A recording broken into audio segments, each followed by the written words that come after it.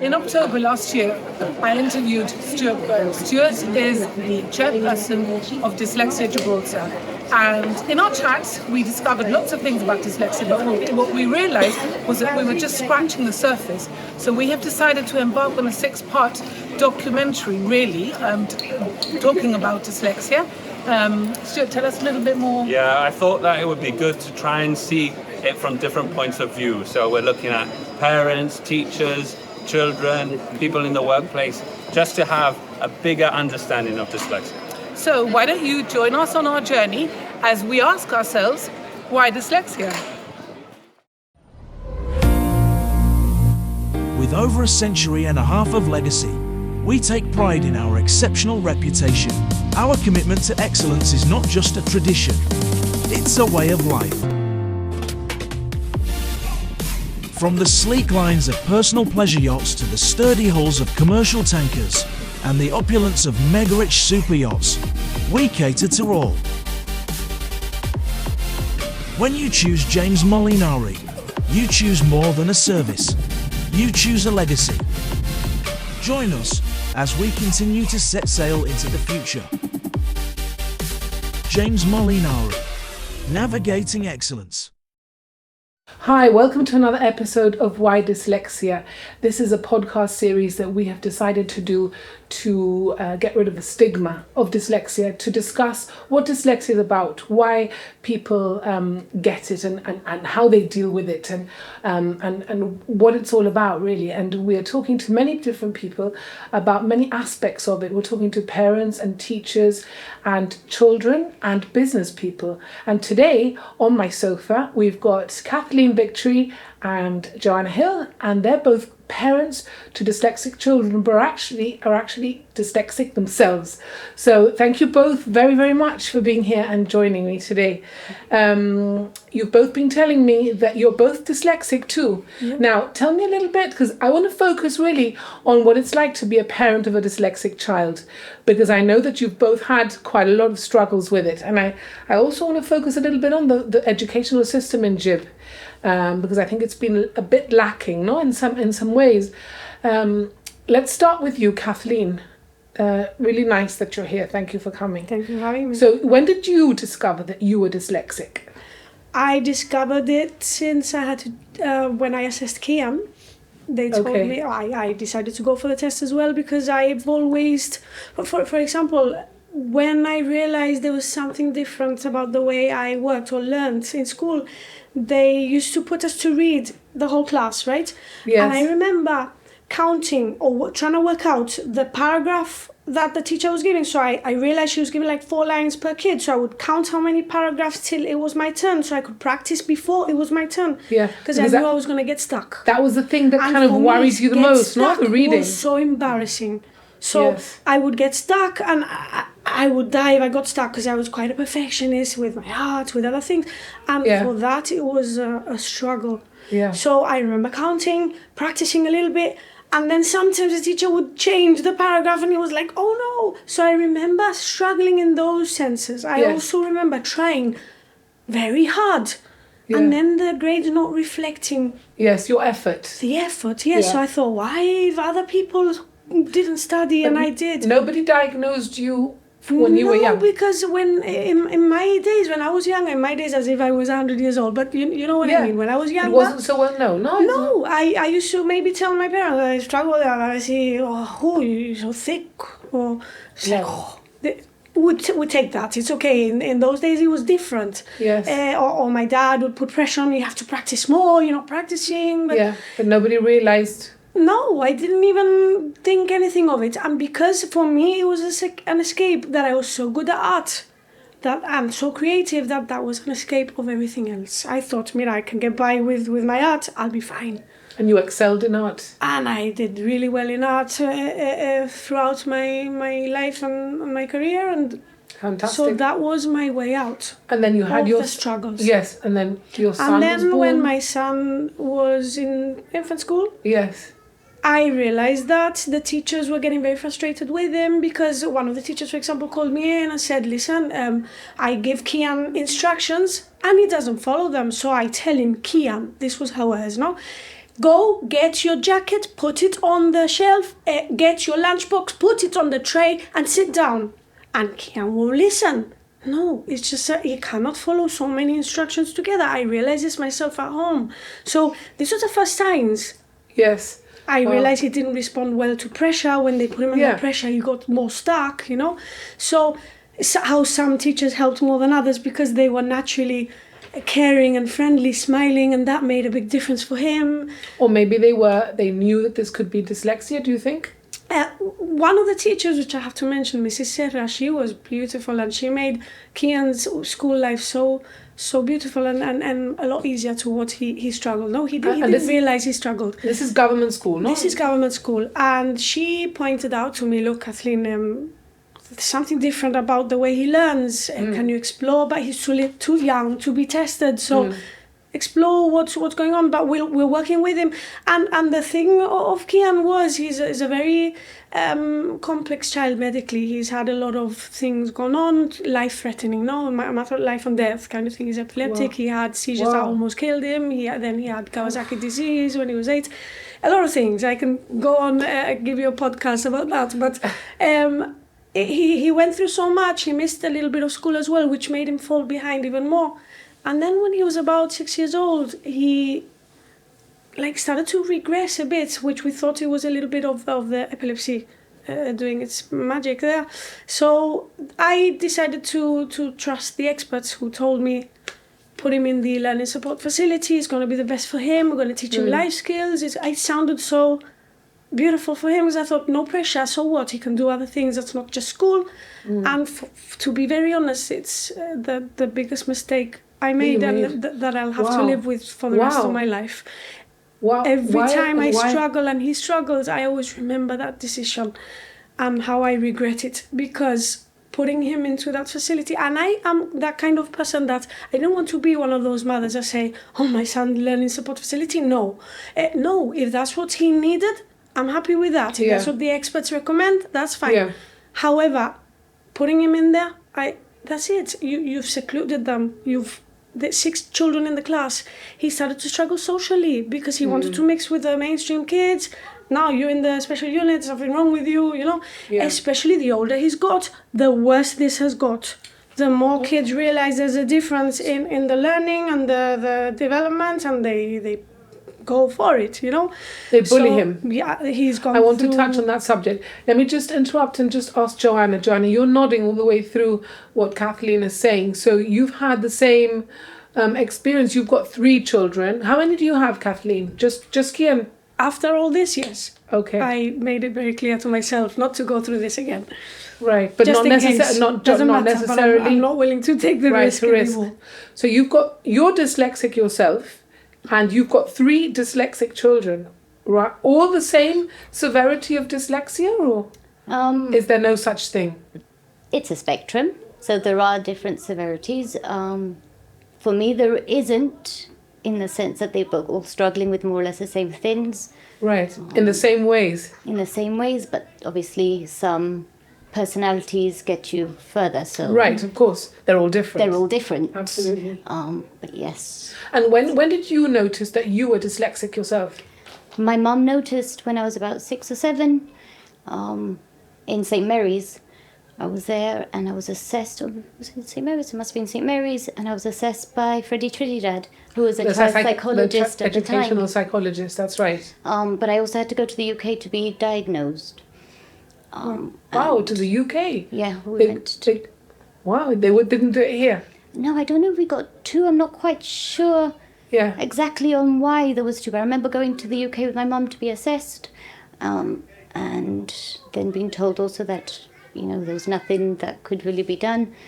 That you were dyslexic? I was dyslexic and I wouldn't be passing my GCSEs point blank. And that's what they told you? Yeah, they told me that as well with my son. Not to me because I didn't know, but to my son, yes. I think if they would have told me that when I was younger, it would have changed a lot for me growing up.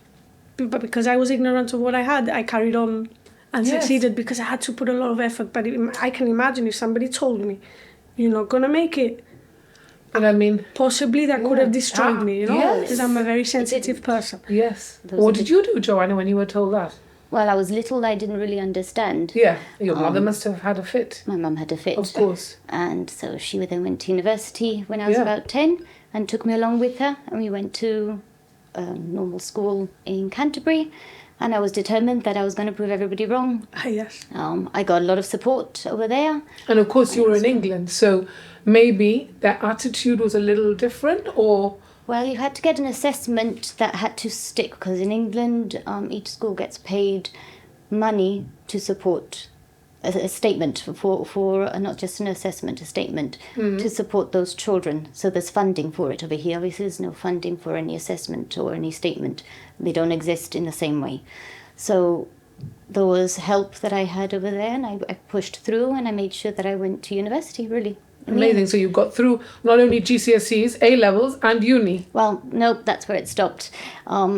Realising that you don't have the same support when you go to university, you kind of struggle quite a bit, and then I decided that I didn't want to continue, so Yeah. Same happened which to was me. a mistake in some ways, because I'd done a year and I should have just stayed through. But What did you study? What subject? humanities and social science, so I had to go through clearance also, because obviously you don't get the grades in the same way that other people do. And But I mean, I think you were extremely brave in sitting them in the first Yes, place, you know? indeed.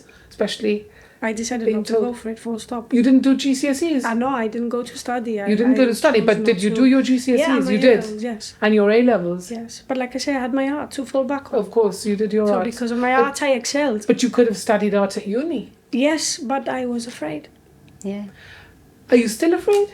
No, if I'd known what I know now, in goodness. hindsight, This is what we want to get to. This is what we're going to get This to. is Because what I passed to my yes, son. You know, so this is use what I these want you examples. to tell me about, because what I want is other parents to see this podcast who have just had their child diagnosed, who may have been told, oh, your son, I doubt now that don't they would think have been now. told that now with all the Obviously it is. resources that there are.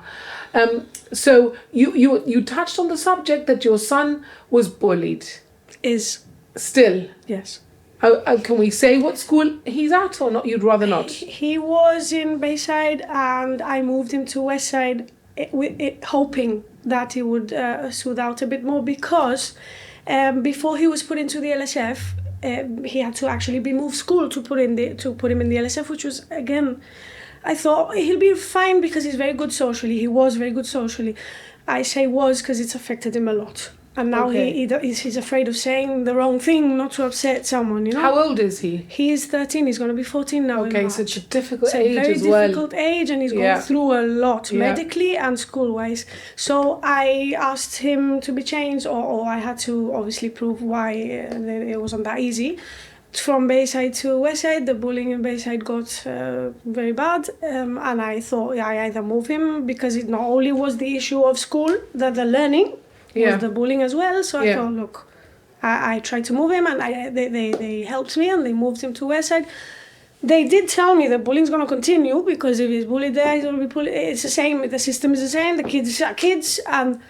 But again, I don't agree with that. You know, what do you mean? The bullying is bullying, and it's going to carry on. Why does it carry on? Why is he bullied? Is he bullied because he has learning difficulties? Well, that seems to be the trigger. You get the people that say, oh, it's always him. They always pick on him. Why do they pick on him? I don't know. You tell me. He tries to make friends. He tries to join in, and it's like, no, it's something wrong with you. You're in the LSF. You're stupid. You're dumb. Okay, so that's why you think the LSF was a bad move, because they kind of they isolated ostracized him a little bit. You know the amount of times that the older generation says to me, well, no, at least in these days there's a lot of awareness, because in my days they'd chuck you into a group and they'd leave you there as if you're useless. I said, nothing's changed. They did That's how you exactly feel. that That's how you to feel. my boy. Do you feel the same? the education system hasn't changed since I was a child. It's At all? improving. Yeah. And a lot of work has gone in the last couple of years to improve it. But part of the problem is the education system, not just our education department, it's the schooling system and education that needs to be reformed across the board. So the some teachers of it are is following not the system. They're all not it's not all So- our fault as Gibraltarians or the teachers. What But was your experience, Joanna, with your kids in government school? I knew that my children were dyslexic from about 6, and I had to fight when I say fight, you don't. You have to have meetings and explain why you think, and it's too young for them to be diagnosed, and you already know. Now, the idea to get them diagnosed early is for the support to start then. Do you think being labelled, giving it a label, knowing they're dyslexic, is helpful? I think yes. Okay. Other people think no, depending on your experience. Depending if you're a teacher and if you're not a teacher, Yes. people have their own opinions on how it works in that environment of their. I think it is very important because it means that geared learning. We all have to have geared learning. That's the whole point on why you have sets for geared learning, and dyslexia unfortunately affects a lot more people, and it just is slower in understanding the basics, but doesn't mean that once you get over that hurdle that the next lessons are bad. They tend to grasp it quickly. Now, if the basis, like in primary school, are not grasped, they're struggling the whole way through. So the idea is, if it's caught early, the help is geared on the early stages to grasp those basic learning. And what happens with what Joanna's saying, that the intention is there. The education department is trying, the government is trying. They are starting to screen kids from year 3 now. I hear all these things, right? They are training the teachers for dyslexia, but not in comprehensive schools. Therefore, the kids that I've missed out on that early intervention, like mine, he's lost in the system. He's left there now. Now it's too late for him for school. It's not. What's happening? That at 15 years old, kids are leaving. They're joining college, hopefully. The idea, Kian always says, I can't wait to leave. And he used to love school, and he still, even after everything he's gone through, poor thing, it takes a lot of background work, a lot of motivation, a lot of, come on, fight this, you can do this. So he goes okay to school kind of thing. Sometimes, he's gone through patches, which, especially with the bullying. But he carries on trying, he wants to go. But then what do you do with those kids? Why don't you carry on trying to improve? In all fairness, there is something worth me going there, and them not liking me so much, because I go and I talk to them and I say, please help him and this and that. To the teachers, to the headmistress, or whatever. Right? But what about talking? You can't talk to other kids, I suppose. Well, I've even tried that. I've even tried meeting with some of the parents, with the children, and saying, look, can you please stop, and why don't we become friends? And at times it's worked, and at times it's made it worse. So that's the thing. By going there, I think it's worth that I've done it, because it's been good that I've done it. Because now at this stage they've changed the teachers around and the helpers around. The helpers very important, because there's a lot of helpers involved in an LSF unit, okay?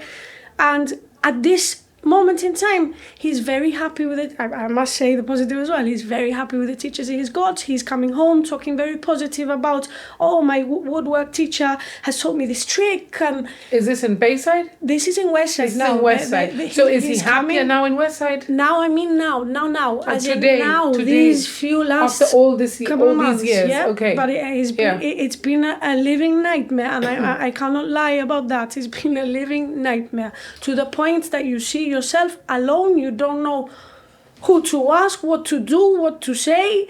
You don't want to offend, because the moment you open your mouth, you're offending. And I go in a good way. I'm not one of these people that goes shouting. I try to do things in the best way possible. Because you want to help your child. Because I want to help him. I don't want to see him suffer, and I want him to get as much as possible. So what do? Yeah. I take him out of school every day, and we do loads of things. Love, laughter, life experiences, and this is what he's really thriving from. Joanna, you eventually took your kids out of government school and you put them into a private school. Yes. Has that helped? Yes. Okay. Why has that helped? It's helped because the numbers are smaller. Okay. The system's the same. The system is the same at the end of the day. At the end of the day. Yeah. there's only maybe 20 in a class. I mean, there's 43 in a year, more or less. Okay. Do you feel the resources are better in the private school? You pay for it. That's okay. And are you getting what you're paying for? I'm happy with what I'm getting. Okay. Yes, you have to have meetings. Yeah. There has to be an air of communication. You can't be saying stuff about or fighting for your children without having the communication with the school. There's constant communication, trying to work out ways. Is there good communication? Yes. But I've always had good communication, even with government schools, right. because we made an effort. I fought to get meetings constantly. Not you don't fight, but you make sure that you get meetings. And the teachers were good, and they do try and help. It's not completely negative on them and why we went, but you're lost in the system when you go into comprehensive. Unfortunately, it is so big. There's 2 schools. There aren't enough teachers for the amount of students that there are. Yes, there are, because that's what the quota is. But for children who do need the extra support, even in a lower class, when I mean lower class, I mean less children in that class, it's an LSA unit, and they don't get the benefit of progressing quickly. And I don't mean quickly as in they're going to be speedy, but they can't go further than what they're being taught. And they go in a slower pace, rather than thinking that actually they don't need necessarily always a slower pace. They just need to learn the key points, and they can go through that quite quickly if it's targeted. Do you have to help a lot? Like, for example, I guess as parents, and both of you dyslexic, have you read up a lot, found out how you apply the learning? Yeah. And do you feel that you, after school, have to sit with them and go through it with them? I don't. You do. You don't? No, and I'll tell you why. He is so burnt out by the time he comes home that I cannot hammer him more. So I try to make outside school fun and learn in a fun way. So let's do things, let's learn in a fun way. Let's forget the pressure, he goes through enough already on a daily basis to have to give him more hassle. So to the point, not even homework. And that's not my choice, I don't give him homework. They don't give him homework? No. Okay. No. At first that bothered me, that they don't give him homework. Tell me something, Kathleen. What do you think should be happening? I cannot say. I cannot sit here and say, dictate what they should do, because I'm not a teacher. I'm not an expert. I don't know really what they can do different to make things better for dyslexic or kids with learning difficulties. What I do know is that a little compassion and understanding is a lot better for a child than a judgment. Okay. These kids they tend to be tagged as lazy. You're not trying, you don't bother, he's defiant. But actually it's the complete opposite. He's been defiant. But the reality is... Defiance is you should be curious of why he's being defiant. This is my child, he struggles with learning, with maths, with learning in general, right? And he loves art, he loves PE, he loves drama. What would happen with those in the other school? They would take him for walks, go for hot chocolate. First time, lovely. He was happy. I went for hot chocolate. We went for a walk. For art, they go picking leaves. And then the third time, poor thing, he'd say, Mom, I want to do PE, I want to do art, I want to do drama. Why can't So what happened, they called me from the school and say, Kian's been defiant, he's having a really bad day, he says he doesn't want to go on the walk. And I'm like, no, he doesn't want to go on the walk, he wants to do the lesson. Which in all fairness, I spoke to the headmistress and she put a stop to it. She wasn't aware and she wasn't happy about that and she put a stop to it. But again, it's always putting me in that position, in that uncomfortable position. I don't enjoy having to go and tell them all these things and go there and again mention so and you're say you're struggling the whole time. Again. The whole thing is a struggle for you every single day. And that's the thing. I'm in that stage now, so I empathize with these parents that are going through this or will be going through this in the future. I hope not as bad as us, but maybe they will. I cannot wait for the day that I sit here. Hopefully you'll invite me in a few years' time. We'll look back and we say, it was all worth it. He's done really well. Look at what an amazing man he's become. Can't wait for that, because the struggle, the journey It's been an absolute nightmare. You feel you're nodding through everything she's saying. Do you feel the same as her? Well, that's why they went also to Pride Park, because fighting for them through schools, making sure meetings, reading up on everything was making me ill.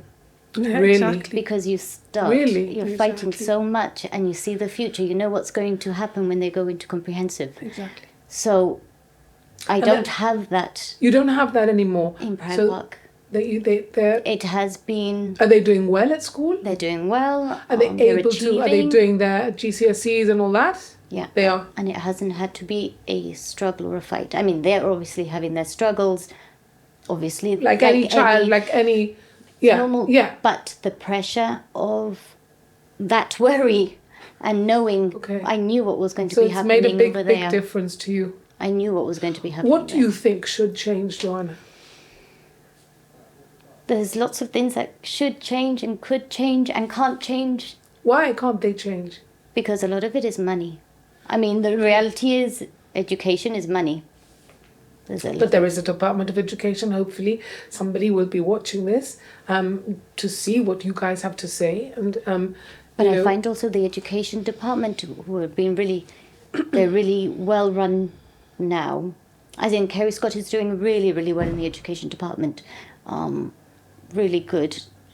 Yeah. But I find that the communications between the Education Department and the schools it's lacking. Yeah, there's really strange the way how it is. It's a disconnect, which is quite sad because that's not how it should be. Yeah. And I think those need to be fixed. Okay. But when it comes to the children, I mean, that's the reality is, yes, they've put in more essays, which is great. They need to be trained. Exactly, I mean, comprehensive. They need to be trained. trained. A lot of them are not trained. Better, I checked and they're not. Or more trained than what they are. They're not trained to teach dyslexic children, or just the thing is, if you generally train, special needs. That's the thing. If you train for dyslexia, you can help other kids with learning difficulties. The training of dyslexia help other children with learning difficulties. Don't they have like a SENCO? Really would it be under a SENCO, or is that something completely different? Yeah, the SENCO is the head of the learning support unit. But would a dyslexic child come under that remit? Yes, but she shouldn't be doing the training. When you become a teacher, the education department isn't, well, now yes, because we go at university. They are not the teachers for the teacher. They go to university. Right. So the LSAs need to be taught. They need to have a proper kind of qualification. Yeah. To enable them. The education department should develop a qualification for it. Might take them 6 months. We're not asking for a lot, but some concrete kind of, because GCSEs, and not anything on anybody, but having 3 GCSEs to help, or maybe 5, is a minimum requirement to become an LSA. If you're doing and helping somebody who's doing A-level, it's, either there's a lot of work on the LSA also supporting, but the child, it needs more support than on par with them. Yeah.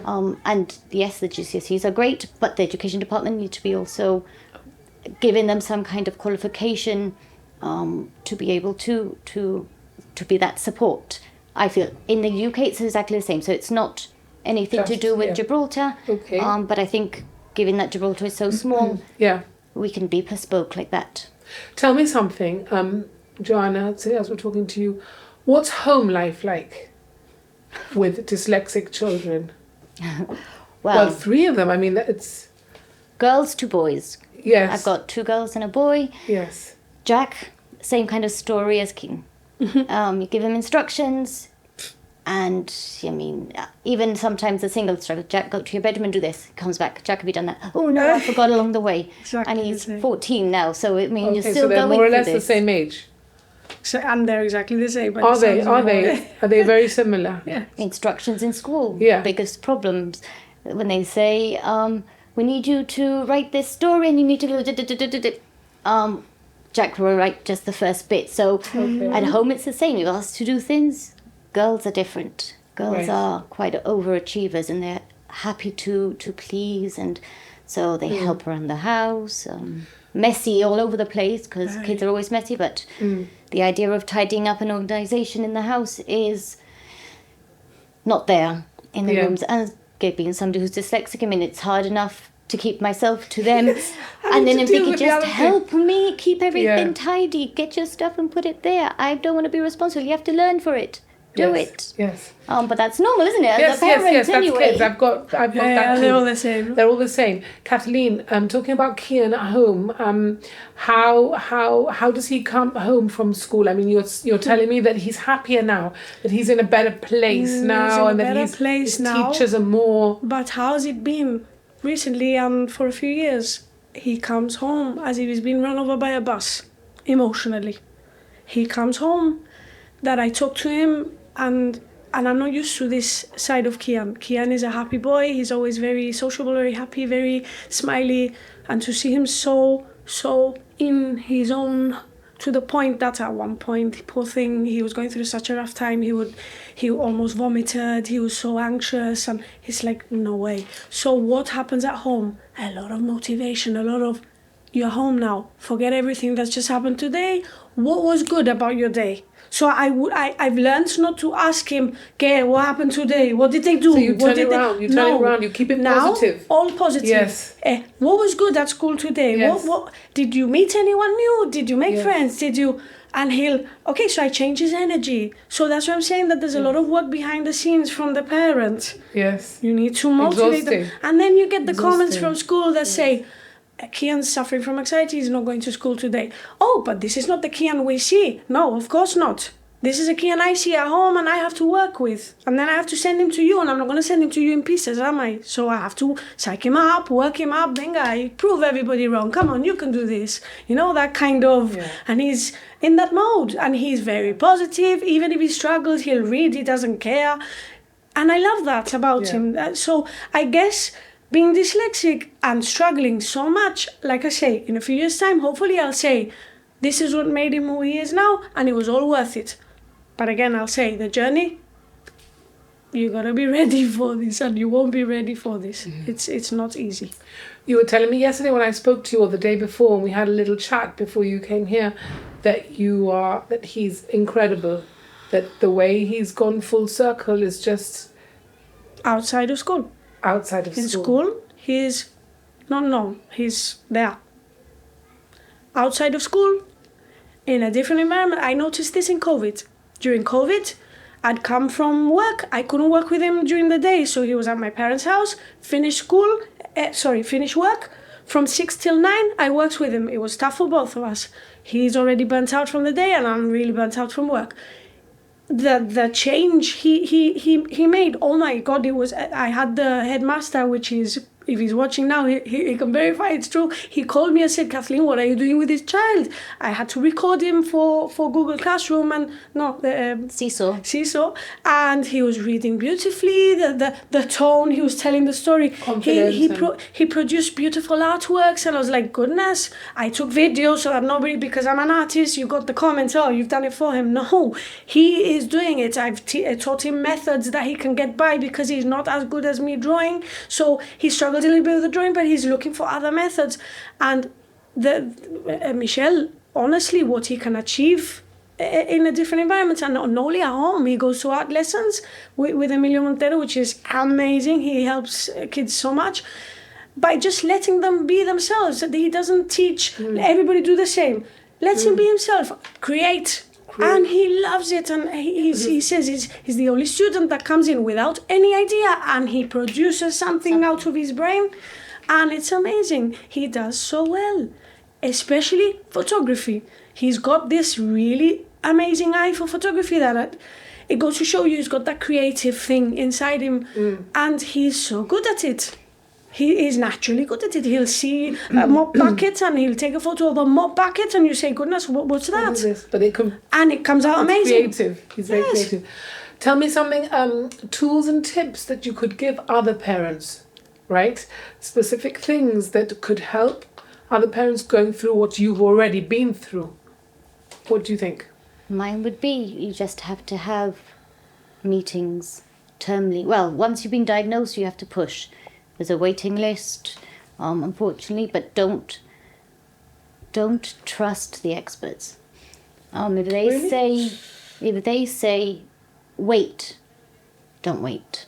If they say it'll get better, then how do you know who to trust? How do you know? You just have to go with your gut feeling with your internal feeling. Yeah, you do. And is if that they're still not happy right to for both of you when you've... I've told you I made a big mistake. And I'm suffering and he's suffering this mistake. Yeah. Okay. Don't trust. And it's not that they're bad people. No. We're not saying that the teachers are bad or that they don't. We're just saying don't trust if they say to wait. Don't wait. What is the biggest thing that you think teachers should be aware of? They are aware of things already. They are aware, but there's always a hope. That they have emotions, that they suffer, that they struggle, that they are sensitive, that they're not stupid. Sometimes, yes. The idea when you say about a label with dyslexia, the idea of dyslexia is to actually stop the labels that the teachers give the children of being stupid, of being lazy. But the teachers do that. Of them teachers actually do that, no? They make the child feel worse, in your opinion. Yes. Well, in some schools, in some experience, schools, it's obviously, it's we're not talking about. Oh, absolutely, you're not talking about every teacher. You can't generalize. And they're not doing it maliciously. This is the experience that you both have had. They're not doing it which maliciously. is what yeah. I know with Jack, he was sinking in school, in middle school. He was sinking, and the teachers were not well behaved with him. And just by those little comments or not wanting to give him the time because they didn't think he was worthy. And actually when Jack, before he moved from St. Mary's to St. Bernard's, they had a support unit, BEST. Oh. And they made him write a letter before moving over. And he said in that letter, I got it somewhere, I wish that the teachers would understand me and hope that I'm not trying to be lazy and that I'm trying my best and I will do my best and I'm sorry that if I don't. And nobody read that letter. Nobody reads those things, no teachers. And it's not that they're bad teachers. They're doing a lot of stuff and they just, one of these things that just gets moved across. No significance until a child's in the class and that paperwork is in a file and they don't access it. So it's not bad on the teachers necessarily, but do realise that these kids already go giving you their all. Mm-hmm. They've written this letter, even if but it doesn't some children, look like even though they haven't written the letter, they have an expectation that says this is a new start. I know I'm bad, or not bad. Yeah. But they're not given that new start and they start sinking. And in fact, when Jack, and they would say that, he was going through a lot of trouble. Teachers didn't listen to him, didn't want to be nice because they didn't think he was worthy of it because he wasn't really a good boy anyway. And when he went to middle school comprehensive, and he's very polite. There's lovely things about him and they say, I can't believe that what you were telling me was happening before. This is not... And you know how difficult it is for us to sit down and tell you this and know that other people will hear this and worry of how this could affect our children, especially mine. But tell me one thing. We've been talking for half an hour and we really need to wrap this up. I just want to say, is there anything positive about your experiences? For me, because that what we're trying to do with the podcast is keep it positive in a way. I mean, talk about the negatives as well. Obviously, everything has to come out. This is why we're doing it. But also to give encouragement to other families going through it. So as a last thing, tell me something good. For me, it's that they've struggled so much. They go through so much. They have to work so hard at everything, including ourselves. We put ourselves in the pot there. Yeah. That it will make you the amazing human being you will be. So my advice, like in your question before, to parents would be, this world is very big. It's a very big place. They will find their place. It's not just Gibraltar. It's not all school. There's so much more in life. You can do so many things in life, like I tell Kian, you want to be fashion designer, a photographer, a makeup artist, whatever you like. It doesn't matter. Go for it. Yeah. And this is the kind of thing that I think he will end up doing. Let's see. We'll catch Good. up in a few years and see if I was right or wrong. But do you agree with that, Joanna? I do, and I agree. And in my experience, even though there was struggles in those meetings with those teachers, with the head, the Senkos, they were very understanding, and they do try and help, and they put in the effort to meet with me. It wasn't just solely. So yes, once you establish communication, things can become easier. And it's getting a good relationship with them. With the people. Just because you feel like it's a bad experience, once you have a human touch and it becomes easy. You understand what's going on better as well as the teachers. So yes, it does get better, but the struggle remains hard. Yeah, and obviously now you have the Dyslexia Gibraltar, which I think you're all in it together. Do you find help with that? Do you find a little bit of support with that? Other parents I went to meetings with you. I mean, you two know each other. I didn't realise because I know Joanna. The best thing about the dyslexia group for me was meeting other parents, other dyslexics like Joanna. And again, look, I have her here. What an amazing thing to have her here, because she was that one person that was there for me. She helped for a meeting that I had to go. That was very uncomfortable, and I didn't know how to handle it. I was on my own, single mom. I didn't know who to go with. My father really doesn't like these things. He doesn't see the value of him going. So I said, Joanna, actually she offered. I didn't even ask. You went with her. And she said, do you want me to go with you? And I said, that would be amazing. Because you need the support going into a meeting as an only parent with 3 other people who are the experts, and you are pleading to them, really. It's hard doing it on your own. Well, I mean, we've got to wrap it up. Thank you from the bottom of my heart. This is exactly what we wanted. We wanted to hear your stories. Thank you for sharing, for being so open with me. And hopefully other parents can contact you if they need to. So we're putting this out there. If you're watching, hope you've learned something. I certainly have. And if you need any advice, any help, the Dyslexia Gibraltar is obviously there, but you can contact Joanna, Kathleen, or anybody in the support group to help you too. And there is light at the end of the tunnel. I think that's the gist of it, of the whole conversation. So thank you very much for watching.